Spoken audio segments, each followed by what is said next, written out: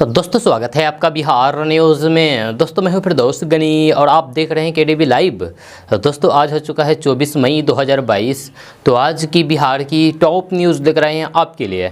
दोस्तों video start करने से पहले आपसे रिक्वेस्ट है, अगर आप नए आए हैं इस चैनल पर तो फिर चैनल को सब्सक्राइब करके बेल आइकन को भी प्रेस कर दीजिए और साथ में वीडियो को लाइक कर दीजिए, अपने दोस्तों के साथ शेयर भी कीजिए। तो चलिए दोस्तों स्टार्ट करते हैं आज की पूरे बिहार की टॉप न्यूज़। दोस्तों वीडियो स्टार्ट करने से पहले आपको बता दूं कि कल आप लोगों ने कमेंट में बहुत सारे सवाल पूछे थे और आज हम आप लोगों के सवालों का जवाब देने की कोशिश करेंगे इसी वीडियो में आगे चल करके। आपको बता दूं कि अगर आपका भी कोई सवाल है तो नीचे कमेंट बॉक्स में कमेंट करके पूछिए, हम आपके सवाल का जवाब देने की कोशिश करेंगे कल की वीडियो में। तो चलिए अब शुरू करते हैं आज की पूरे बिहार की टॉप न्यूज़। दोस्तों आज सबसे पहले बात करते हैं कि मोदी सरकार द्वारा पेट्रोल और डीजल की कीमतें में बड़ी राहत देने के बाद अब बिहार में नीतीश सरकार भी बिहार के लोगों को अच्छी खबर दे सकती है। पेट्रोल और डीजल पर एक्साइज ड्यूटी कम करने को लेकर के मुख्यमंत्री नीतीश कुमार ने संकेत दे दिया है। जैसे नीतीश कुमार ने कहा है कि वे वेट कम करने को लेकर के बात करेंगे। पटना में जदयू नेताओं के साथ पार्टी दफ्तर में मीटिंग के बाद बाहर निकले सीएम नीतीश कुमार ने कहा है कि केंद्र सरकार ने पेट्रोल डीजल की कीमतों में कमी की है, ये खुशी की बात है। पार्टी दफ्तर में बैठक खत्म होने के बाद बाहर निकले सीएम नीतीश कुमार ने पत्रकारों से बात की है। जब पेट्रोल डीजल की कीमतों में कमी को लेकर के जब सवाल पूछा गया तो उन्होंने कहा है कि केंद्र सरकार ने जो फैसला लिया है वह खुशी की बात है। जब उनसे पूछा गया है कि क्या बिहार सरकार द्वारा भी लोगों को राहत दी जाएगी तो वेट में कमी को लेकर के मुख्यमंत्री नीतीश कुमार ने कहा है कि इस पर हम लोग बात करेंगे। उन्होंने कहा है कि पहले भी हमारी सरकार ने राहत दी थी, इस बारे में हम लोग बात करके जो फैसला होगा उसके बारे में जानकारी देंगे। दोस्तों बात करते हैं कि बिहार के पूर्णिया जिला से एक दर्दनाक हादसे का मामला सामने आया है, जहां एक ट्रक अनियंत्रित होकर के पलट गया। इस हादसे में ट्रक में सवार 8 मजदूरों की वहीं पर ही मौत हो गई, जबकि 8 लोग घायल हो गए हैं। एक पुलिस अधिकारी के मुताबिक पूर्णिया जिले के जलालगढ़ थाना क्षेत्र की दर्जनिया बाड़ी के पास राष्ट्रीय राजमार्ग 57 पर यह हादसा हुआ है। जब पुलिस अधीक्षक सुरेंद्र कुमार सरोज के मुताबिक हादसे में मारे गए 8 मजदूर राजस्थान के रहने वाले थे और लोहे के पाइप से लदे ट्रक पर सवार होकर के सिलीगुड़ी से जम्मू जा रहे थे।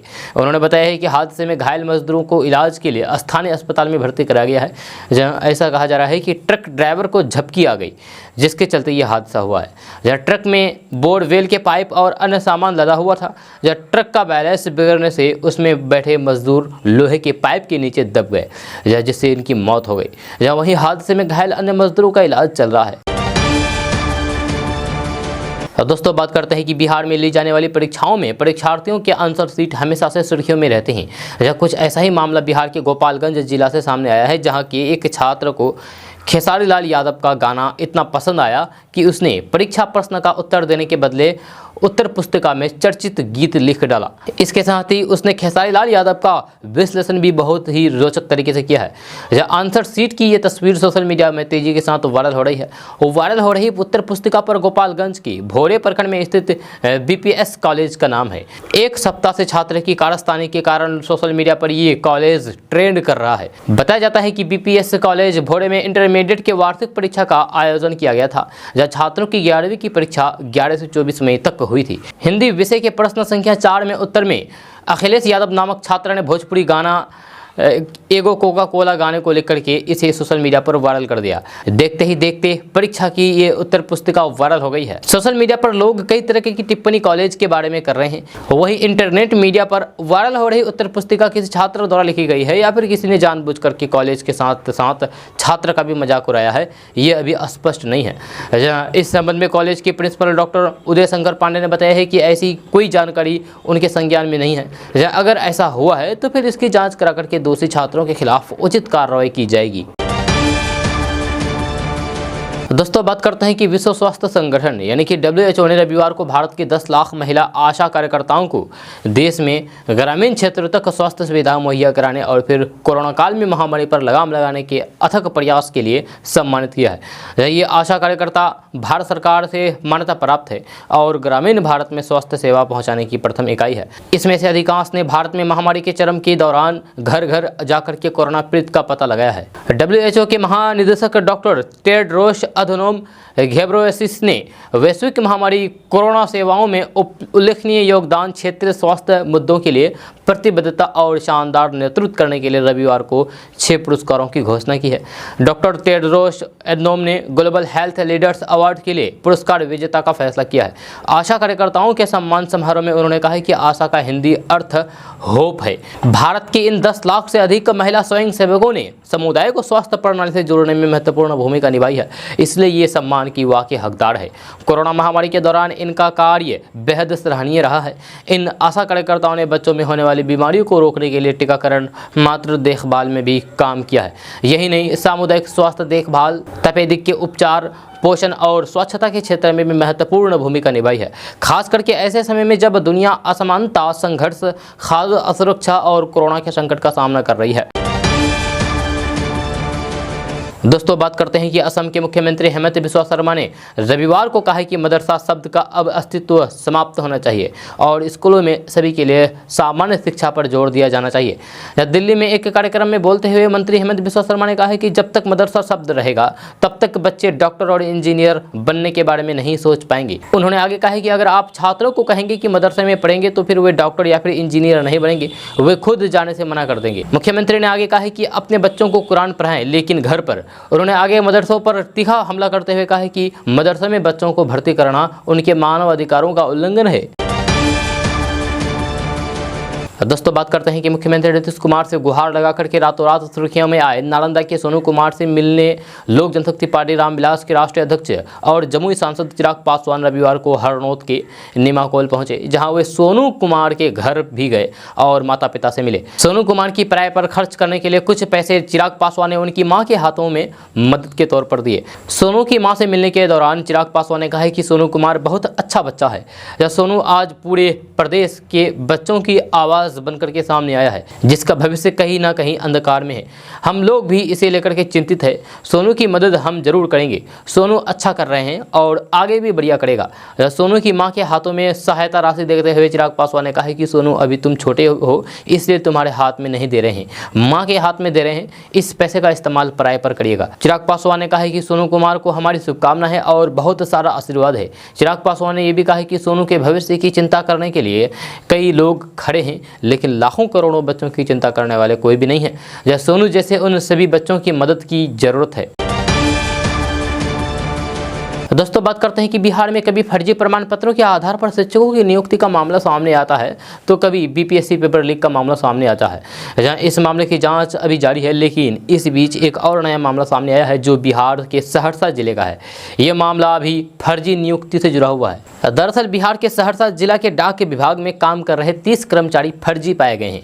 जब फर्जी डॉक्यूमेंट्स के आधार पर 2009 से 2012 के बीच इन डाक कर्मियों की नियुक्ति हुई थी। इस दौरान नौकरी पाने में सभी अभ्यर्थी सफल साबित हुए थे।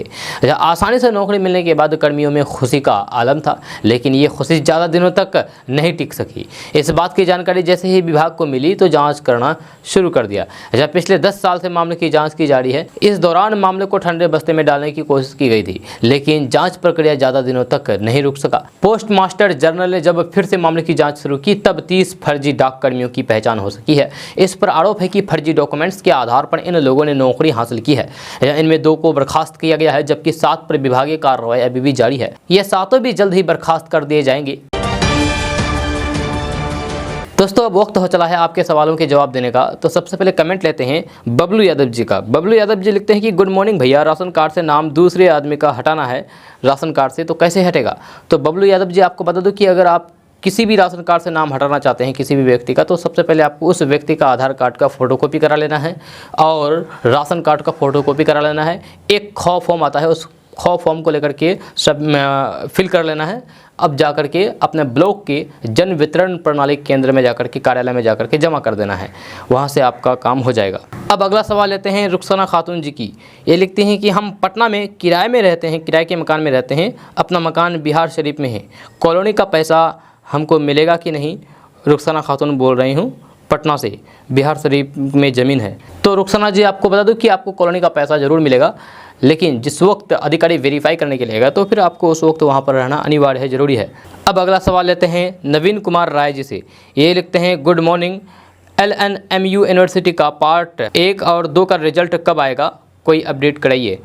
तो नवीन जी आपको बता दें कि अब इसका भी कोई अपडेट नहीं आया है, जब इसका कोई नोटिफिकेशन आएगा तो आपको बता दिया जाएगा। अब अगला कमेंट लेते हैं सुभाष आलम जी से। ये लिखते हैं फिरदौस भाई रिफाइन का दाम कब गिरेगा, कब कम होगा। तो सुभाष जी आपको बता दो कि रिफाइन का दाम बहुत जल्द गिरने वाला है, क्योंकि रिफाइन का दाम इसीलिए बढ़ गया क्योंकि इंडोनेशिया से जो आयात होता था रिफाइन, वो उसको रोक लगा दिया गया था। लेकिन अब इंडोनेशिया सरकार ने ऐलान कर दिया है कि इस रोक को हटाया जाए। जब रोक हट जाएगा तब फिर आयात होने लगेगा रिफाइन और दाम अपने आप कम हो जाएगा। अब अगला सवाल लेते हैं तनवीर खान जी से। ये लिखते हैं कि सर मैं कल आपको सवाल करा था, आपने मेरा सवाल का जवाब नहीं दिया। पूर्णिया में एयरपोर्ट कब बनेगा, कब बनकर तैयार होगा। किशनगंज वालों को बहुत तकलीफ होती है, किशनगंज वालों को कहीं भी जाना होता है तो फिर वो बाग डोगरा होते हुए जाते हैं।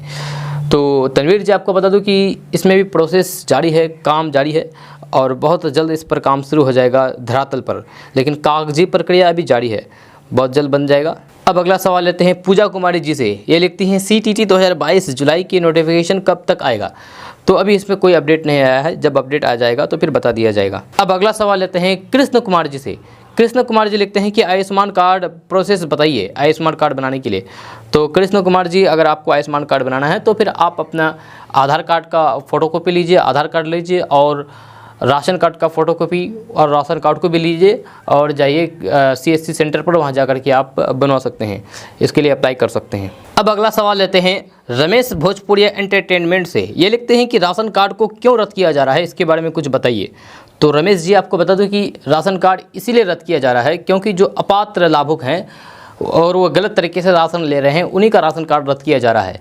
जो पात्र हैं उसका राशन कार्ड रद्द नहीं होगा। अब आप सोच रहे होंगे कि इसमें कौन पात्र होगा कौन अपात्र, तो इसके बारे में पूरी डिटेल्स के साथ एक आर्टिकल लिखा गया है, एक न्यूज़ लिखा गया है। आपको उस न्यूज़ को पढ़ना है तो इस वीडियो के डिस्क्रिप्शन में वेबसाइट का लिंक दे दिया गया है, इस पर क्लिक कीजिए और जाकर के उस आर्टिकल को पढ़िए, या फिर आप गूगल पे टाइप कीजिए www.kdbtv.com, जाकर के आप उस आर्टिकल को पढ़ सकते हैं और साथ में ये भी जान सकते हैं कि आपके ज़िले में अब तक कितने राशन कार्ड को रद्द किया गया है।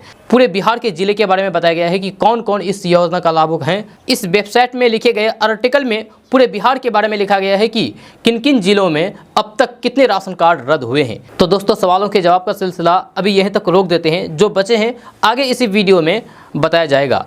अब स्टार्ट करते हैं डेली न्यूज़।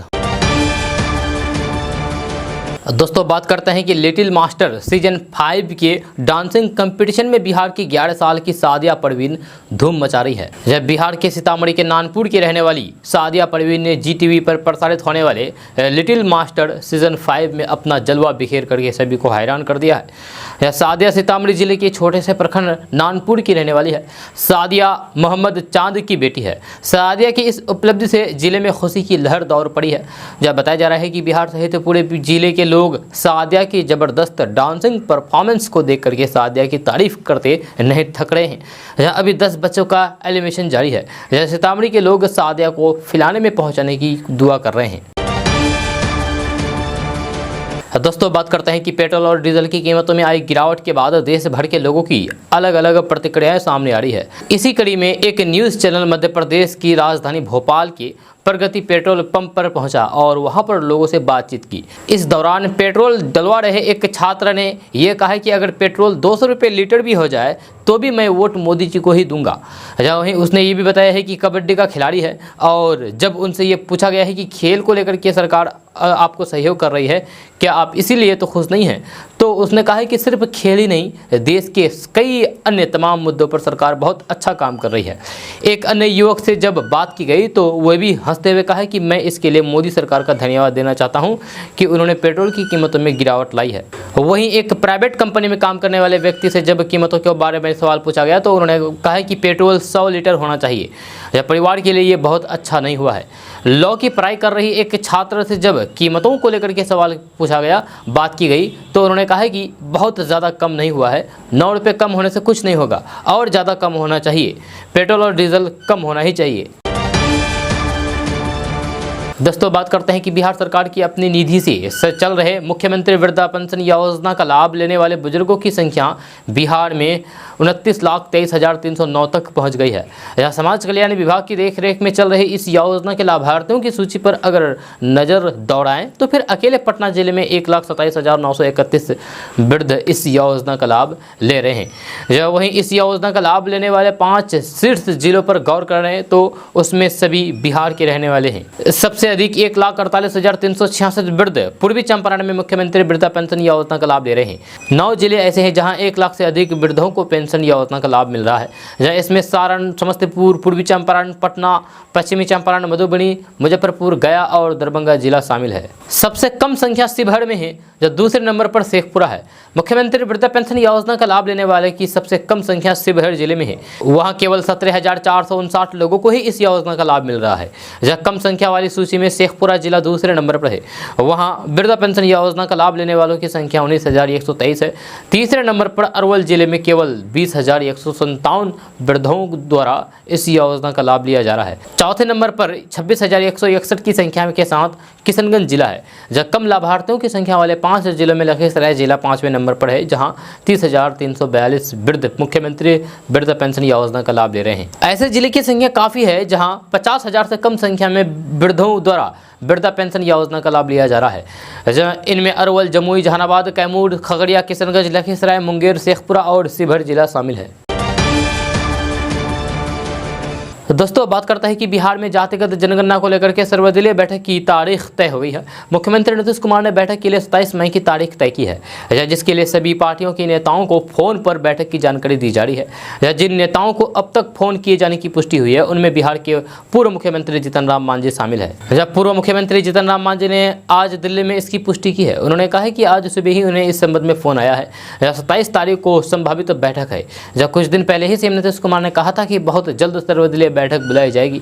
जब बिहार में जातिगत जनगणना की रूपरेखा कैसी होनी चाहिए, इस बैठक में सभी पार्टियों के नेताओं के बीच इस पर चर्चा की जाएगी, जिसके आधार पर बिहार सरकार जनगणना का काम कराएगी। आपको बता दूं कि केंद्र सरकार के इनकार के बाद बिहार सरकार पहले ही घोषणा कर चुकी है कि जातिगत जनगणना अपने स्तर से कराएंगे। जब बिहार में जातिगत जनगणना को लेकर के लगभग 8 माह से बैठक का इंतजार किया जाता है, लेकिन हर बार किसी न किसी वजह से बैठक स्थगित हो जाती है। अब आखिरकार ये तय हो गया है कि आगामी 27 मई को सर्वदलीय बैठक होगी। जातिगत जनगणना कराए जाने को लेकर के बिहार में खूब राजनीति हुई है। जब बिहार का सर्वदलीय प्रतिनिधिमंडल सीएम नीतीश कुमार के नेतृत्व में प्रधानमंत्री नरेंद्र मोदी से मुलाकात किया है। भारत सरकार ने जब जातिगत जनगणना कराने से इनकार कर दिया तो इसके बाद मुख्यमंत्री नीतीश कुमार ने अपने स्तर से जनगणना कराने की बात कह दी है। दोस्तों, बात करते हैं कि बिहार में इन दिनों एक प्रेम कहानी की खूब चर्चा हो रही है। रॉन्ग नंबर से 2 बच्चों की मां और एक 19 साल के लड़के के बीच मोहब्बत की शुरुआत हुई। जब बात धीरे धीरे इतनी आगे बढ़ गई कि महिला ने अपने से 11 साल छोटे लड़के के साथ रहने का फैसला कर लिया। जब प्लान बना करके दोनों जहानाबाद से फरार हो गए। महिला के पति ने इसको लेकर के थाने में शिकायत की है। जहानाबाद से भागने के बाद दोनों प्रेमी युगल गोवा और मुंबई में रहे, लेकिन पुलिस की दबिश बढ़ने के बाद जहानाबाद वापस आए।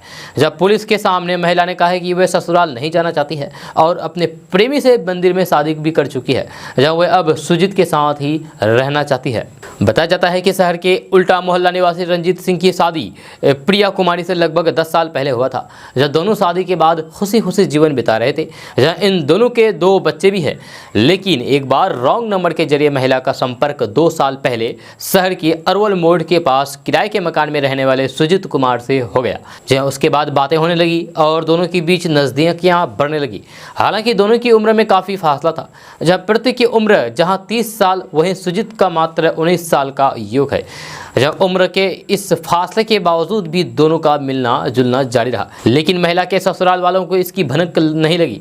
जब महिला अपने प्रेमी के साथ कुछ दिनों पहले जहानाबाद शहर छोड़कर भाग गई। जैसे ही महिला ससुराल छोड़कर के भागी तो ससुराल वाले परेशान हो गए। जब पत्नी के भागने के बाद पति ने थाने में सुजीत कुमार समेत उसके परिवार पर अपनी पत्नी को ले भागने का आरोप लगाया है और मामला दर्ज कराया है। पुलिस के दबाव के बाद दोनों नगर थाने पहुंचे। दोस्तों, बात करते हैं कि बीपीएससी पेपर लीक मामले का पेंच अब दरभंगा जाकर के फंस गया है। 3 सदस्यीय ईओयू की टीम ने सबूत के साथ मोबाइल फोन भी बरामद किया है। आपको बता दूं कि रविवार की टीम जांच के सिलसिले में दरभंगा पहुंची थी। लाल बाग में स्थित अंसारी टोला में मोहम्मद आफ्ताब उर्फ राजा की तलाश में ये छापेमारी की गई। इस दौरान टीम ने आफ्ताब के भाई को हिरासत में ले लिया है। उससे लंबी पूछताछ की है, जिसमें खुलासा हुआ है कि बीपीएससी पेपर लीक होने के बाद आफ्ताब के मोबाइल से उसे कई जगहों से शेयर किया गया था। जहाँ इस काम के लिए उसने अपना इंटरनेट भी दिया था। जहाँ आफ्ताब के मोबाइल की जब जांच की गई तो फिर उससे कई खुलासे किए गए हैं। जहाँ पेपर लीक में प्रयोग किए जाने वाले आफ्ताब के हॉटस्पॉट से जीमेल अकाउंट बनाया गया था। जब ईओयू की टीम दरभंगा आफ्ताब के घर पहुंचे तो फिर उसके परिवार वालों ने विरोध करना शुरू कर दिया। जहाँ काफ़ी समझाने बुझाने के बाद उसके भाई से पूछताछ की गई। रविवार को उसके भाई को हिरासत में लिया गया है और पेपर लीक से जुड़ी जानकारी इकट्ठा की गई है। या बाद में दूसरे भाई को भी पूछताछ के लिए बुलाया गया। टीम ने दोनों के फोन जब्त किए हैं और सबूत इकट्ठा करने में जुटी है। दोस्तों, बात करते हैं कि पिछले दिनों बिहार में आई तेज आंधी और पानी के बाद लगातार 3 दिनों से तापमान में कमी दर्ज की जा रही है। आज मंगलवार के मौसम की बात करें तो मौसम विज्ञान केंद्र पटना ने बिहार के सभी 38 जिलों में बारिश की संभावना जताई है। इतना ही नहीं, मेघ गर्जन, वज्रपात और तेज हवा को लेकर भी अलर्ट जारी किया गया है। रविवार से सोमवार तक पश्चिमी चंपारण में 40 मिलीमीटर, पूर्वी चंपारण में 28 मिलीमीटर, मोतिहारी में 22 मिलीमीटर, शिवहर में 20 मिलीमीटर बारिश रिकॉर्ड की गई है। वहीं अररिया, पूर्णिया, किशनगंज, सहरसा, समस्तीपुर, मुंगेर, खगड़िया, सीतामढ़ी, मधुबनी, सुपौल, गोपालगंज, सिवान, वैशाली, कैमूर, रोहतास, मुजफ्फरपुर, बांका, गया, नवादा, औरंगाबाद, बेगूसराय, लखीसराय और जमुई जिले के 1-2 जगहों पर बूंदाबांदी हुई है। दोस्तों, बात करते हैं कि कल रविवार को गंगा में डूबने के दौरान एक दूसरे को बचाने में 4 दोस्तों की जान चली गई। घटना के बाद मृतक के दोस्त सर्वेश कुमार ने बताया है कि पहले सभी दोस्त मिलकर के पुलिस लाइन में रहते थे, जहां अब सब अलग अलग जगहों पर रहने लगे हैं। रविवार को सभी दोस्तों ने क्रिकेट खेलने का प्लान बनाया और अहले सुबह गांधी मैदान में क्रिकेट खेलने लगे। क्रिकेट खेलने के बाद सभी अपने अपने घर चले गए। क्रिकेट खेलने के दौरान ही 9 साथियों ने गंगा में नहाने का प्लान बनाया था। इसके बाद सभी ने अपने अपने घर से तौलिया और गमछा लेकर के गंगा में नहाने के लिए निकल गए। घर वालों को बताया है कि नहाने जा रहे हैं, लेकिन परिवार वालों को पता नहीं था कि सभी राजापुर पुल घाट पर नहाने जा रहे हैं। डूबने की सूचना मिलते ही सभी के परिवार वाले घाट पर पहुंच गए। मौके पर बुद्ध कॉलोनी थाने की पुलिस के साथ पुलिस लाइन के कई पुलिसकर्मी मौके पर पहुंच गए। जैसे जैसे मृतकों का शव निकाल रहा था, परिवार वालों की रो रो करके हालत खराब हो रही थी। जब अपने बेटे और भाई के शव को देख करके परिवार वाले दहाड़ मार रहे थे और रो रहे थे। स्थानीय लोगों ने बताया है कि ये काफी खतरनाक घाट है और शहर के मुख्य मार्ग से 2 किलोमीटर से अधिक अंदर है। दोस्तों, बात करते हैं कि बिहार के कुछ प्रमुख अस्पतालों को स्वायत्तता देने की तैयारी है। स्वायत्तता मिलने पर यह अस्पताल स्वायत्तता सोसाइटी के अधीन संचालित होंगे। विभाग ने अब तक जिन अस्पतालों के नाम प्रस्ताव में शामिल किए गए हैं वह राजेंद्र नगर नेत्र अस्पताल पटना, लोकनायक जयप्रकाश नारायण अस्पताल राजवंशी नगर, मानसिक आरोग्यशाला कोइलवर, भोजपुर और इंदिरा गांधी हृदय रोग। ये संस्थान अपनी सुविधा के अनुसार व्यवस्थाएं बहाल कर सकेंगे। अब तक पूरी तरह मुफ्त सेवा देने वाले इन अस्पतालों की व्यवस्था एम्स और IGIMS जैसी हो सकती है। जिन अस्पतालों को स्वायत्तता देने का मामला चल रहा है उनकी अपनी विशेषता है। इंदिरा गांधी हृदय रोग बेहतर सरकारी अस्पताल है, जहाँ हाल ही में बेड की संख्या बढ़ाई गई है। दोस्तों, कहते हैं कि प्यार जात पात ऊंच नीच अमीर गरीबी नहीं देखता है। एक दिल छू लेने वाली अनोखी प्रेम कहानी मध्य प्रदेश की छिंदवाड़ा जिले से सामने आई है, जहां पर एक भिखारी पत्नी से प्यार के कारण चर्चा में बना हुआ है। जब पूरे जिले में दोनों के प्यार की चर्चा जोरों पर है। भीख मांग करके गुजारा करने वाले संतोष ने पत्नी को मोपेड खरीद करके तोहफे में दी है। अब दोनों मोपेड से ही भीख मांगने निकलते हैं। दरअसल संतोष साहू और उसकी पत्नी मुन्नी साहू छिंदवाड़ा जिले के अमरवाड़ा के रहने वाले हैं। जब संतोष पैरों से दिव्यांग है और वह ट्राई साइकिल से घूम घूम करके भीख मांगते हैं और पत्नी मुन्नी बाई उसकी मदद करती है। जब संतोष साहू ने बताया है कि वह खुद ट्राई साइकिल पर बैठता था और उसकी पत्नी धक्का देती थी। कई बार ऐसी स्थिति आ जाती थी कि सड़क पर खराब होने की वजह से पत्नी के लिए ट्राई साइकिल को धक्का लगाना बेहद मुश्किल हो जाता था। जब पत्नी की ये परेशानी संतोष से देखी नहीं गई। इस दौरान कई बार उसकी पत्नी बीमार भी हुई, जिसके इलाज में उसे काफ़ी रुपए खर्च करने पड़े। एक दिन मुन्नी ने संतोष को मोपेड खरीदने के लिए सलाह दी। जब मुश्किल हालात को देखते हुए संतोष ने ठान लिया था कि वह हर हाल में वह अपनी पत्नी के लिए मोपेड खरीदेगा। जब दोनों बस स्टैंड, मंदिर और दरगाह जाकर के भीख मांगते और रोजाना करीब 300 से 400 रुपये कमा लेते थे। जहाँ साथ ही दोनों को आराम से 2 घंटे का खाना भी मिल जाता था। जहाँ ऐसे पाई पाई जोड़ करके संतोष ने 4 साल में 90,000 रुपये जुड़े और शनिवार को कैश देकर के मोपेड खरीद ली। दोस्तों बात करते हैं कि कोसी क्षेत्र की बंजर जमीन अब बेकार नहीं रहेगी। इंडियन एग्रीकल्चर रिसर्च इंस्टीट्यूट अटारी पटना ने कृषि अनुसंधान केंद्र अगवापुर सहरसा को खास उत्पादन की परियोजना की जिम्मेवारी सौंप दिया है। इस परियोजना को मूर्त रूप देने के लिए विशेष वैज्ञानिकों की team central institute of medical and aromatic plant Lucknow में खस उत्पादन का विशेष अध्ययन करके लौटी है। वैज्ञानिकों की टीम खस की 8 उन्नत प्रजातियों का जड़ लेकर के वापस लौटी है। यह जून माह में इसका प्लांटेशन शुरू होगा।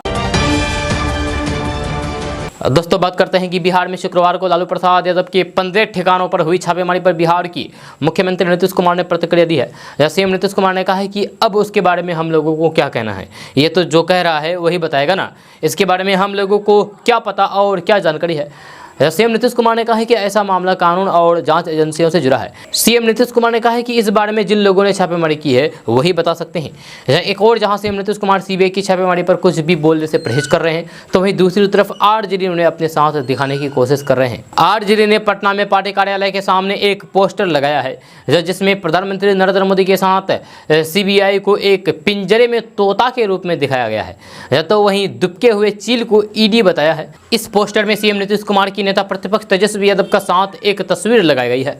पोस्टर आरजेडी के राज्य महासचिव भाई अरुण ने लगवाया है, जिसमें यह संदेश देने की कोशिश की गई है कि सीबीआई की कार्रवाई राजनीतिक प्रतिशोध के तौर पर की गई है। बीजेपी को डर है कि नीतीश फिर से एनडीए छोड़ सकते हैं, इसीलिए उन्हें भी चेतावनी दी जा रही है कि उनका भी लालू जी के समान ही हश्र हो सकता है। दोस्तों बात करते हैं कि बिहार के मधेपुरा में कथित जहरीली शराब पीने से एक व्यक्ति की मौत हो गई है, जबकि 3 लोगों की हालत गंभीर है। जब परिवार वालों ने जहरीली शराब पीने से मौत होने की पुष्टि की है, बताई है। यह गंभीर रूप से बीमार लोगों को बेहतर इलाज के लिए हायर सेंटर रेफरल कर दिया गया है। यह घटना उदा किशनगंज अनुमंडल के चौसा थाना की है। यह मधेपुरा एसपी ने मामले की जाँच करने की बात कही है। इससे पहले रविवार को बिहार के औरंगाबाद में जहरीली शराब पीने से बहनोई और साले समेत 3 लोगों की मौत हो गई है। दोस्तों बात करते हैं कि बिहार विधानसभा के नेता प्रतिपक्ष तेजस्वी यादव इन दिनों लंदन में हैं। लोकतंत्र, विपक्ष और भारत के भविष्य पर विशेष चर्चा में शामिल होने के बाद वे कैम्ब्रिज विश्वविद्यालय में आयोजित एक कार्यक्रम में शामिल हुए। यहाँ उन्होंने कहा है कि बेहतर भारत के निर्माण में हम लगे हैं। इस क्रम में बिना नाम लिए उन्होंने सत्ताधारी दल पर हमला बोला है। तेजस्वी यादव ने ट्वीट करते हुए कैम्ब्रिज विश्वविद्यालय में किए गए संबोधन की जानकारी दी है। अपने ट्विटर हैंडल पर तेजस्वी यादव ने लिखा है कि विश्व की सबसे ऐतिहासिक, सर्वश्रेष्ठ और प्रसिद्ध विश्वविद्यालयों में से एक कैम्ब्रिज विश्वविद्यालय में छात्रों के साथ संवाद कार्यक्रम में शिरकत की। इसमें देश और बिहार के सर्वांगीण विकास, लोकतंत्र, विपक्ष का भविष्य, मुख्य और एकता पर अपने विचार रखे। छात्रों के प्रश्नों का जवाब भी दिया है। जब वहां अपने संबोधन में तेजस्वी यादव ने कहा है कि हम एक बेहतर और विकसित भारत के लिए लड़ रहे हैं। हमारी लड़ाई किसी व्यक्ति से नहीं है, बल्कि हम नफरत और आर्थिक सामाजिक असमानता फैलाने वाली फांसीवादी विचारधारा से लड़ रहे हैं। बेरोजगारी, गरीबी, गैर बराबरी, सांप्रदायिकता और असंवेदनशीलता, पूंजीवाद के खिलाफ हमारी लड़ाई है।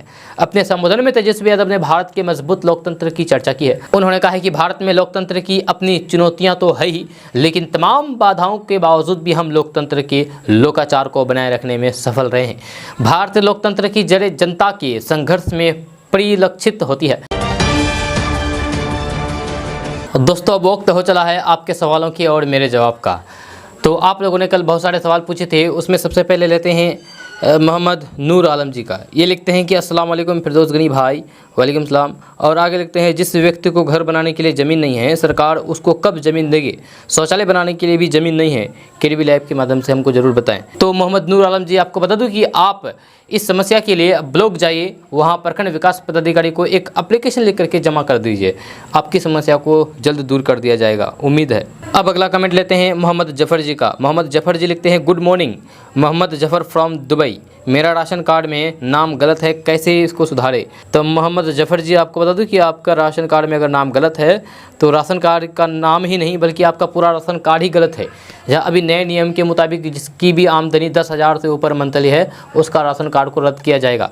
तो इसीलिए आपका भी राशन कार्ड को रद्द करने की प्रक्रिया शुरू होगी। अभी नहीं, अभी गांव में इस नियम को लागू नहीं किया गया है। हाँ, जितने भी सरकारी कार्यालय में अधिकारी हैं उन सब अधिकारी का राशन कार्ड को रद्द किया जा रहा है। धीरे धीरे गांव तक पहुंचेगा और आपका भी राशन कार्ड को रद्द किया जाएगा, क्योंकि आप दुबई में हैं तो 10,000 से ऊपर महीने मंथली आप कमाते होंगे, जिस वजह से आपका राशन कार्ड रद्द किया जा सकता है और आप नाम सुधारने की सोच भी नहीं सकते हैं अभी। ठीक है, अभी मत सुधारिए, अभी नाम सुधारने की प्रक्रिया में नहीं जाइए, जैसे हैं वैसे रहने दीजिए, नहीं तो फिर आप फंस सकते हैं। अब नेक्स्ट कमेंट लेते हैं अंकित गुप्ता ऑफिशियल से। ये लिखते हैं कि मैं गरीब आदमी हूँ, मेरा नाम आयुष्मान योजना के पोर्टल पर नहीं है, कैसे उसमें नाम चढ़ाया जाए। तो अंकित जी, अगर आपको आयुष्मान लिस्ट में नाम चढ़वाना है तो फिर आप अपने आधार कार्ड का फ़ोटोकॉपी लीजिए और अपने राशन कार्ड का भी फ़ोटोकॉपी लीजिए, जाकर के CSC सेंटर में जाकर के अप्लाई कर दीजिए, आपका नाम आयुष्मान योजना की लिस्ट में चढ़ जाएगा। अब अगला कमेंट लेते हैं ओम प्रकाश कुशवाहा जी से। ये लिखते हैं कि sir good morning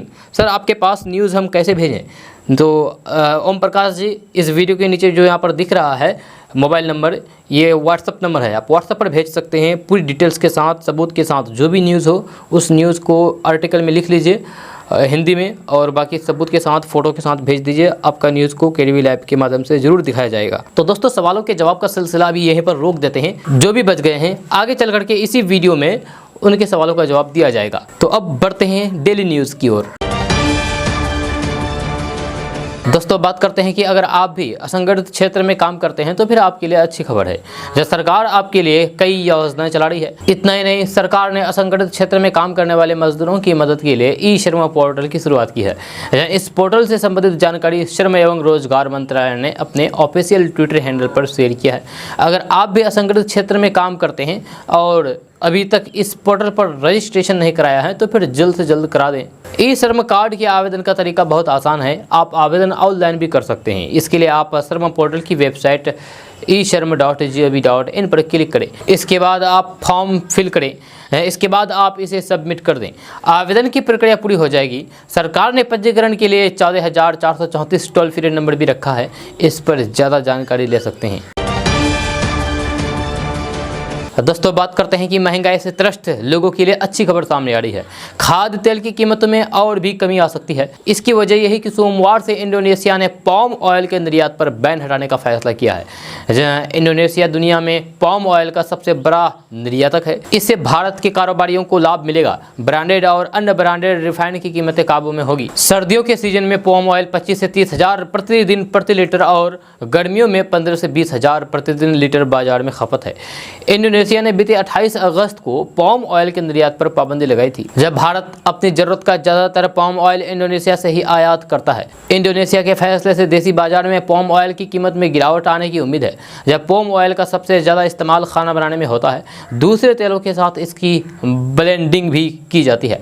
palm oil का इस्तेमाल शैम्पू, नहाने के साबुन, टूथपेस्ट, विटामिन की गोलियाँ, मेकअप आइटम, चॉकलेट आदि में होता है। इंडोनेशिया ने 23 मई से पाम ऑयल के निर्यात पर बैन हटाने का फैसला किया है। कारोबारियों ने कहा है कि इंडोनेशिया ने पाम ऑयल सेक्टर में काम करने वाले हजारों लोगों के हितों को ध्यान में रखते हुए ये फैसला लिया गया है। इंडोनेशिया ने 28 अप्रैल से पाम और तेल के निर्यात पर प्रतिबंध लगाने का फैसला किया था। इसकी वजह यह थी कि इंडोनेशिया में ही पाम ऑयल की कीमत आसमान पर पहुँच गई थी, जहाँ वहाँ अब भी इसकी कीमत 91 रुपये प्रति लीटर चल रही है। दोस्तों, बात करते हैं कि साल 2018 में मुजफ्फरपुर बालिका गृह कांड का पर्दाफाश हुआ था। जांच के बाद इसके दोषियों को सजा हुई और वे अब जेल में बंद है।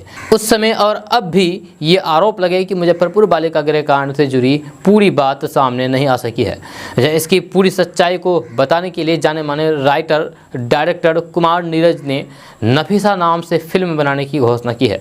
उनका दावा है कि इसके माध्यम से वे पूरे बिहार के बालिका गृह कांड की सच्चाई को लोगों के सामने रखने में सफल होंगे। इस हिंदी फिल्म का पहला शेड्यूल पूरा हो चुका है। अब आगे की शूटिंग की तैयारी चल रही है। माना जा रहा है कि इस साल के अंत में मुजफ्फरपुर में भी इसके कुछ हिस्सों को फिल्माया जाएगा। इसे अगले साल के प्रारंभ में लोग देख पाएंगे। दोस्तों, बात करते हैं कि बिहार में बढ़ी हुई सियासी सरगर्मी के बीच मुख्यमंत्री नीतीश कुमार का एक ताज़ा बयान सामने आया है।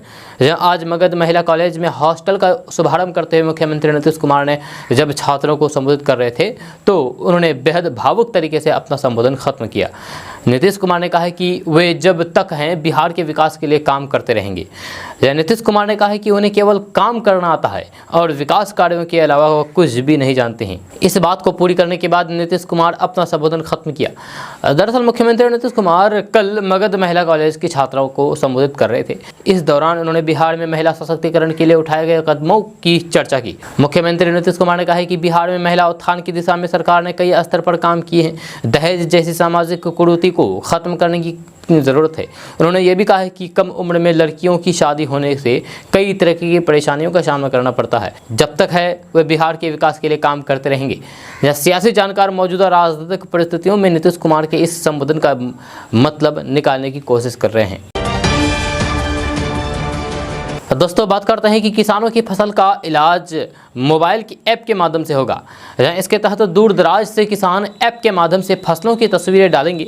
यह तस्वीर BAU के कृषि वैज्ञानिक के पास पहुंचेगी और वैज्ञानिक ऐप के माध्यम से ही फसलों में लगे कीड़ों का इलाज बताएंगे। फसलों में कीड़ा क्यों लग रहा है, इसके लिए दवा की मात्रा कितनी होगी, किस प्रकार देनी होगी, ये सब जानकारी ऐप के माध्यम से किसानों को दी जाएगी। जब बिहार में इस तरह ऐप से फसलों का इलाज पहली बार होगा। जब बिहार कृषि विश्वविद्यालय और IIIT इस अनोखे प्रयोग में लगा हुआ है। यह दोनों संस्थान संयुक्त रूप से इस मोबाइल ऐप का निर्माण कर रहे हैं। 2 दिनों में इन दोनों संस्थानों के बीच MOU होना है। इस प्रयोग से BAU की कृषि विकास केंद्र से जुड़े सभी किसानों को लाभ होगा। दोस्तों अब वक्त हो चला है आपके सवाल और मेरे जवाब का। तो सबसे पहले सवाल लेते हैं उमेश प्रकाश ऑफिशियल से। ये लिखते हैं कि सर मेरा मानना है कि सभी नेताओं की संपत्ति की CBI जांच होनी चाहिए, वो किसी भी पार्टी की हो। उमेश जी आपको बताना चाहेंगे कि ऐसा बिल्कुल भी नहीं होगा, क्योंकि सत्ता पक्ष ये कभी नहीं चाहेगा कि वह अपने पार्टी के नेताओं के ऊपर CBI जांच कराए, रेड कराए। CBI रेड उन्हीं पर होता है जो विपक्ष में होता है, आप ये बात समझ लीजिए। अब अगला सवाल है नज़ीर एम्ब्रॉयडरी का। ये लिखते हैं कि PM योजना का पैसा कब तक आएगा, प्लीज़ ज़रूर जवाब दें।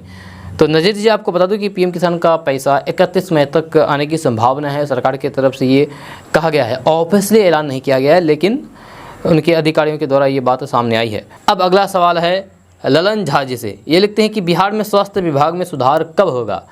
तो ललन झा जी, बिहार में स्वास्थ्य विभाग का सुधार तभी होगा जब सरकार चेंज होगी। इस सरकार में रहते हुए तो उम्मीद कम है। अब अगला सवाल है मोहम्मद इजहार आलम जी से। ये लिखते हैं कि अस्सलाम वालेकुम, क्या सर दिल्ली एम्स सरकारी है या फिर प्राइवेट, या आम जनता उसमें इलाज करा सकते हैं या नहीं, आप थोड़ा हमको बताइए, मेरा कान का इलाज कराना है। तो मोहम्मद इजहार जी आपको बता दूं कि दिल्ली एम्स सरकारी हॉस्पिटल है, आप जाकर के वहाँ इलाज करा सकते हैं, फ्री ऑफ कॉस्ट, कोई दिक्कत नहीं है, आप करा सकते हैं आराम से। और उसके बाद अगला सवाल है अंजार आलम जी से। ये लिखते हैं कि मैं अंजार आलम किशनगंज थाना बहादुरगंज से, क्या सारा इंडिया बैंक वाला भाग जाएगा? सॉरी, सहारा नहीं, सहारा इंडिया होता है। तो अंजार आलम जी आपको बता दूं कि सहारा इंडिया भी भागा नहीं है वैसे, लेकिन बहुत सारे लोगों के पैसे फंसे हुए हैं और सहारा इंडिया का जो मालिक है सुब्रत राय, उनके ऊपर अभी केस चल रही है इसी बात को लेकर के। जब केस का फैसला आएगा तो पता चल जाएगा कि क्या होता है, अभी तो फिलहाल कुछ नहीं कर सकते हैं। अब अगला सवाल लेते हैं अरुण कुमार जी से। ये लिखते हैं कि बिहार के मुख्यमंत्री से शिकायत कैसे करें सर, आप मुझे बताएं। मेरा नाम अरुण कुमार, हम पूर्णिया ज़िले के रहने वाले हैं और हम आपका वीडियो लाइक करते हैं, देखते हैं वीडियो को। तो अरुण कुमार जी आपको बता दूं कि अगर आप मुख्यमंत्री नीतीश कुमार से शिकायत करना चाहते हैं, डायरेक्ट मिलना चाहते हैं, तो नीतीश कुमार जी का जनता दरबार कार्यक्रम चलता है। आप वहां जाकर के उस पोर्टल में जाकर के अप्लाई कर सकते हैं। जब आपका अप्रूवल हो जाएगा आपका एप्लीकेशन, तो फिर आपको बुलाया जाएगा, आप जाकर के मिल सकते हैं, शिकायत कर सकते हैं। अब अगला सवाल लेते हैं अंकित कुमार जी से। ये लिखते हैं कि 2021 में जो ग्रेजुएशन पास किया है उसका 50,000 वाला स्कॉलरशिप कब मिलेगा, कब भरा जाएगा? तो अंकित कुमार जी, अभी इसके लिए कोई नोटिफिकेशन जारी नहीं किया गया है, कोई अपडेट जारी नहीं किया गया है, और जब अपडेट जारी किया जाएगा आपको बता दिया जाएगा। अब लास्ट अंतिम सवाल लेते हैं रोशन राज सिंह जी से। ये लिखते हैं कि मेधा छात्रवृत्ति का परीक्षा हम 2021 में दिए थे और मेरा रिजल्ट भी आ गया है, लेकिन अभी तक पैसा नहीं आया है। फॉर्म भी भर दिए हैं लेकिन पैसा नहीं आया है।